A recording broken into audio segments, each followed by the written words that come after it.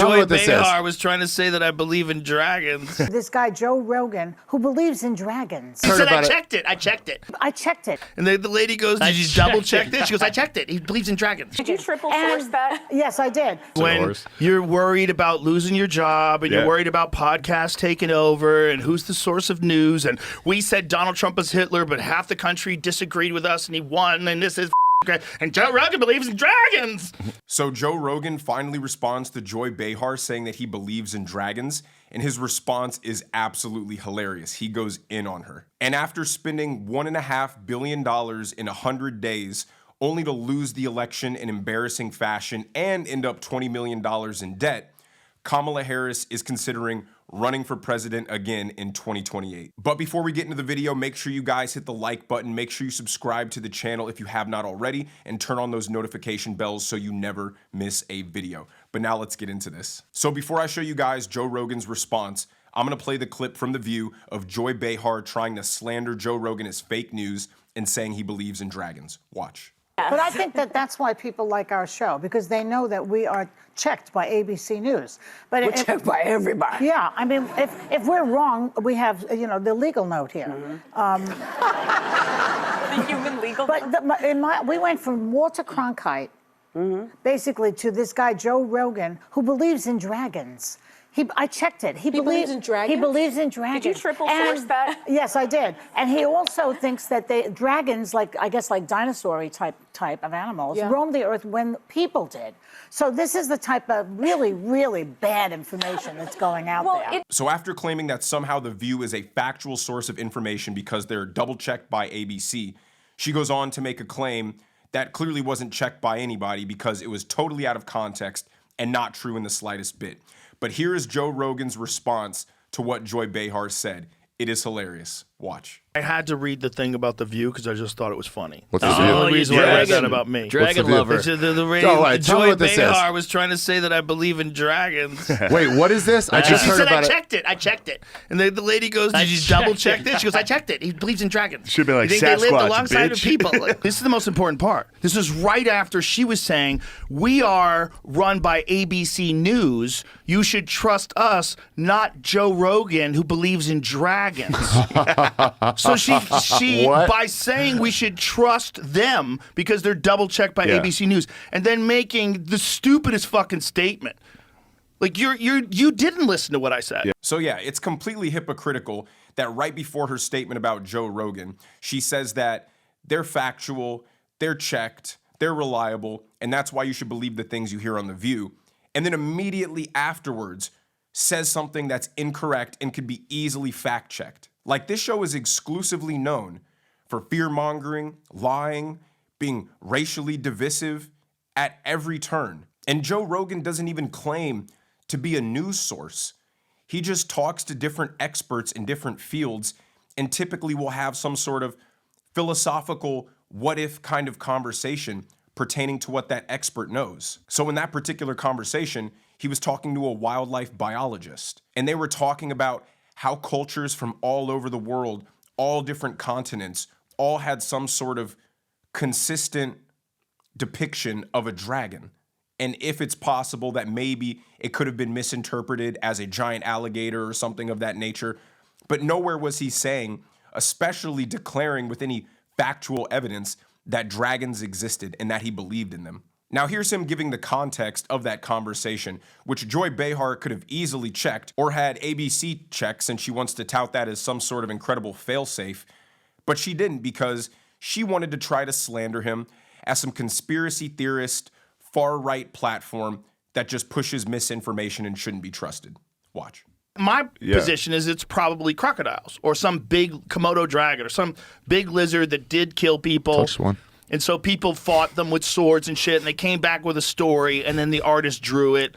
And these If things. you saw one of those at night and you had a stick, it'd be like, All I found throughout- a pterodactyl. All I throughout found a these picture same, of Joe Rogan and a unicorn.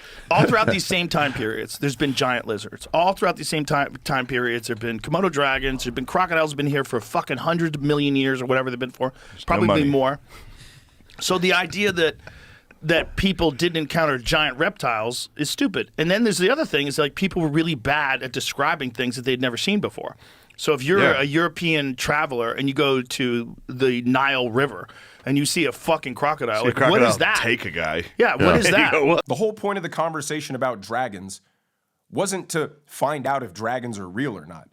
The conversation was to try to explain how different cultures from around the world all had depictions of what seemed to be giant flying lizards. But when you're the ladies on The View and you know that any day you could be fired because your ratings are tanking and nobody watches your show anymore, the only way that you can try to slow down that inevitable outcome is by trashing and discrediting your competitors. But he gives her one last piece of his mind because even he understands that they're just trying to save face and save their careers and keep their cushy jobs where they can just lie and cackle and have pointless conversations and try to pose as some sort of legitimate news outlet for people. Watch.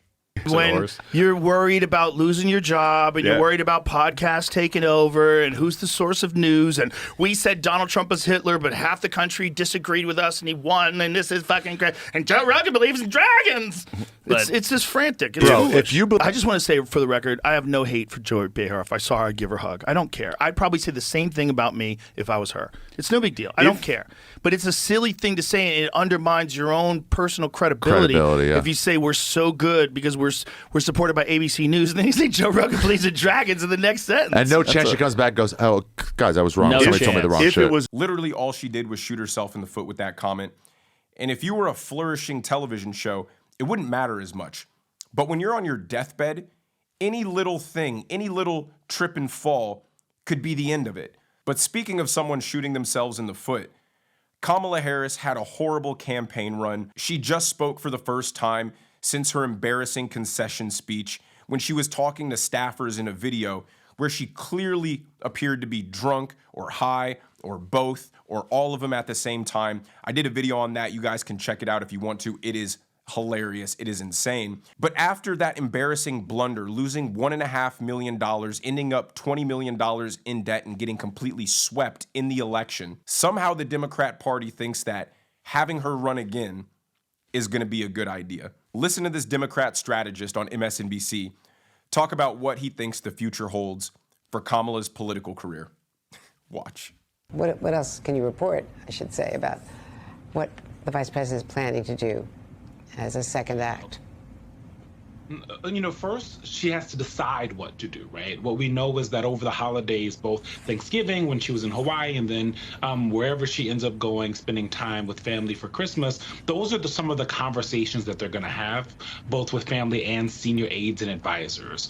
The very first step that she has to figure out is what does it look like to be her while Donald Trump is president again? If we remember, one of the reasons why she became so popular was because of her interactions in committee hearing rooms with Bill Barr or any other nominee from President Trump. So is she going to continue out of office being the tip of the spear of the resistance? Her speech yesterday to supporters and also her concession speech all kind of had the same theme, which is she's sticking around, which that's exactly what she's telling friends and allies that she's calling and thanking them for their support over the last few months.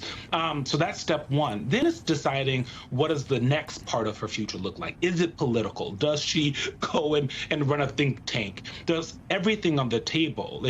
One thing that everyone is certain of that we talked to is that one, she's too young to leave political life, but they couldn't really figure out what the next step made the most sense. What's interesting is Harris is more popular now than she was before she ran for president. That's not something that typically happens. And when you talk to Democrats, not many of them are blaming her for the loss, right? They know that it was 107 days, and they nitpick about some of the other things, but it wasn't her as a candidate that they weren't impressed by. And so when you look at 2028 and the names that are kind of bounced around, she has the biggest name ID of any of them for obvious reasons. California governor also on the table. She's wanted that job for a long time. It would be the most power that she's had in elected office, but there is the sense around some of her allies and aides that it might be a step back, right? Publicly, right? Her as vice president, almost being president, and then going back to be governor of a state. And that's one of the things that they're tussling with right now. Personally, I was hoping that we would never have to see or hear from Kamala Harris ever again after this humiliating loss. But if she does want to stay in politics, I'm praying that it is restricted to the state of California because they can deal with all of her woke identity politics there, and it doesn't have to infect the rest of the United States. Now, I don't understand why they're keeping up the talking point that Kamala Harris was this perfect candidate who did all she possibly could in the short amount of time she had, and it wasn't her fault that she lost, when clearly we know, and the American people know, that it was 100% her fault that she lost. She was so unlikable, so inauthentic. Nobody had actual support for her. It was all anti-Trump support. Her main issue that she was running on was abortion rights, but abortion had been returned back to the states, and her trying to recodify it as law federally would have never happened in the first place. Let's say Donald Trump did lose, she won. The Republicans still would have had the Senate and the House, which means that her border bill would have never gone through, her abortion bill would have never gone through. And so the issue that she was touting as her most important issue was something that she could never bring to fruition anyway. And I find it hilarious how somehow they think it's like a step back for her. She was vice president, almost became president. Now if she somehow goes back to run as governor of California, that's like an embarrassing political setback and going down the rung instead of going up. But that's exactly what this woman deserves. In fact, the position of governor of California is way more prestigious than even she deserves. She should go start her career again as some sort of local mayor and then just in there. I think the real reason why they're scared to have her run as California's governor is because I think they know she will lose, and that would be the embarrassing part. You got picked as vice president because you were a DEI hire. You got the nomination for the Democrat Party because you were anointed. You didn't win a single primary vote. You got absolutely obliterated in the election, and you're just getting exposed at every turn for being incompetent and unlikable. And I think that they're scared that if she runs for governor of California with all that name recognition, with all her history, if she loses that, she would literally have to go into hiding and never come back out. But let me know what you guys think in the comment section below. Should Kamala run for president again in 2028? I personally like the idea of it because it means an easy win for the Republicans again. Make sure you guys hit the like button on this video, subscribe to the channel if you haven't already, turn on those notification bells so you never miss a video, and I will see you guys in the next one.